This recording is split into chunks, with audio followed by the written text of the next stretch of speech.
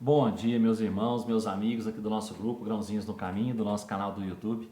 Sejam todos bem-vindos mais uma vez ao nosso pequeno estudo, nossa leitura diária do Evangelho segundo o Espiritismo, do Livro dos Espíritos, nossos grãozinhos no caminho dessa segunda-feira. Hoje nós estamos aqui continuando ainda na coletânea de preces espíritas, no capítulo 28 do Evangelho, a continuação do Pai Nosso, né? O item 5. Perdoai as nossas dívidas como nós as perdoamos àqueles que nos devem. Perdoai as nossas ofensas como perdoamos àqueles que nos ofenderam. Cada uma das nossas infrações às vossas leis, Senhor, é uma ofensa para convosco e uma dívida contraída que nos será preciso cedo ou tarde pagar. Para elas solicitamos o perdão de vossa infinita misericórdia, sob a promessa de fazer esforços para não contrair dívidas novas. Fizestes uma lei expressa da caridade, mas a caridade não consiste somente em assistir o semelhante na necessidade. Consiste também no esquecimento e no perdão das ofensas. Com que direito reclamaríamos a vossa indulgência se nós mesmos faltamos com ela em relação àqueles dos quais temos que nos queixar? Dai-nos, ó meu Deus, a força para sufocar em nossa alma todo o ressentimento, todo o ódio e todo o rancor. Fazei com que a morte não nos surpreenda com um desejo de vingança no coração. Se vos apraz nos retirar hoje mesmo deste mundo, fazei com que possamos nos apresentar a vós puros de toda animosidade, a exemplo do Cristo, cujas últimas palavras foram por seus algozes. As perseguições que os maus nos fazem suportar fazem parte das nossas provas terrestres. Devemos aceitá-las sem murmurar, como todas as outras provas, e não maldizer aqueles que por sua maldade nos abrem o caminho da felicidade eterna, porque dissestes pela boca de Jesus: bem-aventurados aqueles que sofrem pela justiça. Bendigamos, pois, a mão que nos fere e nos humilha, porque as contusões do corpo fortalecem nossa alma e seremos levantados da nossa humildade. Bendito seja o vosso nome, Senhor, por nos haverdes ensinado que a nossa sorte não está irremediavelmente fixada depois da morte, que encontraremos em outras existências os meios de resgatar e de reparar as nossas faltas passadas, de cumprir numa nova vida o que não pudemos fazer nessa por nosso adiantamento. Assim se explicam, enfim, todas as anomalias aparentes da vida. É a luz lançada sobre o nosso passado e nosso futuro, o sinal radioso da vossa soberana justiça e da vossa bondade infinita. Gente, perdoai as nossas dívidas como nós as perdoamos àqueles que nos devem. Será que nós perdoamos aqueles que nos devem? Né? Perdoai as nossas ofensas como perdoamos àqueles que nos ofenderam. Nós perdoamos aqueles que nos ofenderam? E como é que nós vamos chegar no Pai e pedir perdão? Né? Pelas nossas dívidas adquiridas nas existências, né? E por ofender ao nosso próximo, ofender mesmo ao nosso Pai, com a nossa incúria, o nosso orgulho, o nosso egoísmo, a nossa vaidade. Como que nós estamos perante Deus para pedir perdão a Ele? Nós não conseguimos perdoar uma pequena ofensa que uma pessoa faz a gente, não é? Isso fica marcado, fica guardado. Nós não conseguimos perdoar verdadeiramente nada. Nós sempre que podemos, nós vamos lá e damos uma cutucadinha, não é não? Então, quem somos nós para pedir perdão a Deus pelas nossas ofensas e pelas nossas dívidas? Se nós não procurarmos melhorar, não procurarmos não fazer mais dívidas. As dívidas que eu falo são dívidas morais, tá? As dívidas espirituais que a gente já está pagando aqui nessa terra, ainda vamos pagar muitas ainda, né?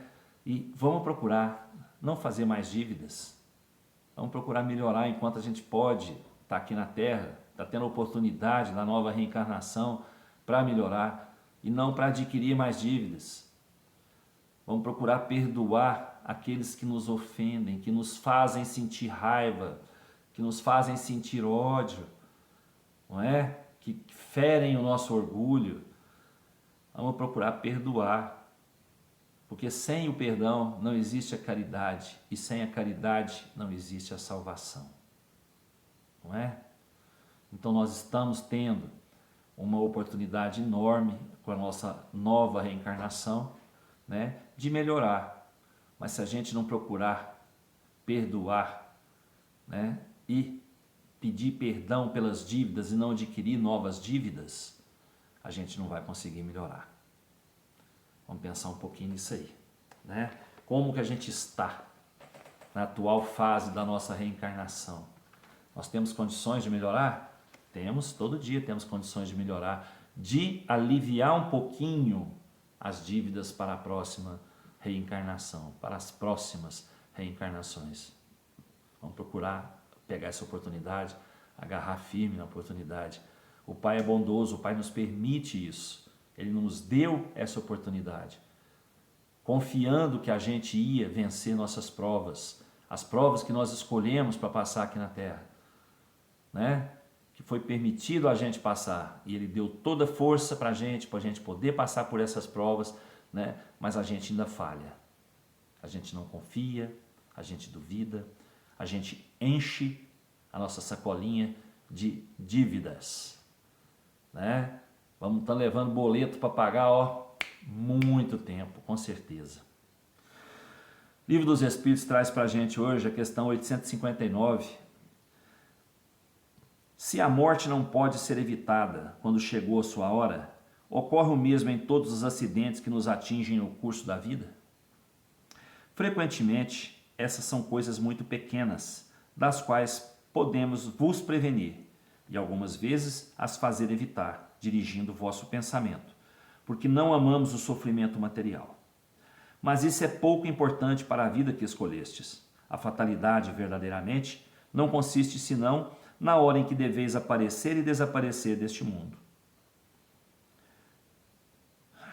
Então, gente, os acidentes que nos atingem no curso da vida, a gente tem condição de evitar, sim.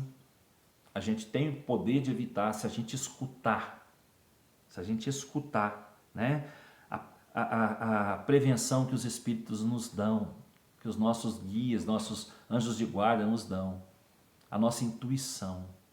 A gente poderia evitar se a gente fizesse as coisas tudo certinho, né? É que de vez em quando a nossa ansiedade, a nossa preocupação nos leva a fazer as coisas e durante isso acontecem os acidentes, os pequenos acidentes, né? Nós temos oportunidade, nós temos condição de mudar sim, né? De evitar isso, né? Se a gente ouvir a nossa intuição.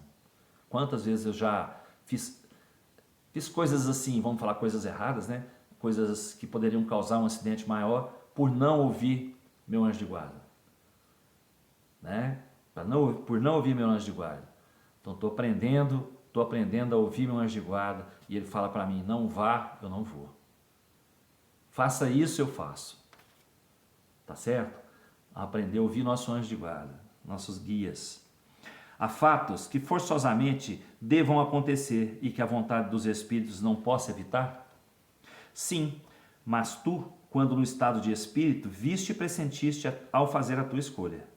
Entretanto, não creias que tudo o que ocorre esteja escrito, como se diz. Um acontecimento é frequentemente a consequência de uma coisa que fizeste por um ato de tua livre vontade, de tal sorte que se não tivesses feito essa coisa, o acontecimento não ocorreria. Olha o que nós falamos agora. Se queimas o dedo, isso não é nada. É o resultado da tua imprudência e a consequência da matéria. Não há senão as grandes dores, os acontecimentos importantes que podem influir sobre o moral, que são previstos por Deus, porque são úteis à tua depuração e à tua instrução. Gente, então, o que a gente não pode evitar, né? São os acontecimentos que vão mexer com a nossa moral, com o nosso crescimento, a nossa evolução. Isso a gente não pode evitar, porque isso faz parte do aprendizado, do crescimento. Se eu estou aqui sofrendo uma dor, né, uma perda, ou por uma tragédia que aconteceu, eu não pude evitar isso, porque isso foi preciso acontecer para me melhorar, para testar a minha fé, a minha confiança, a minha resignação aos desígnios de Deus. Isso não é mudado. Isso a gente não consegue. Isso a gente tem que passar. Tá certo? Desejo a todos uma ótima segunda-feira, uma ótima semana. Que Jesus nos abençoe, nos proteja, nos dê saúde, nos dê trabalho, né? Nos dê alegrias nessa semana toda. Fiquem todos com Deus. Até amanhã, se Ele quiser. E eu tenho certeza que Ele quer. Beijo no coração, pessoal.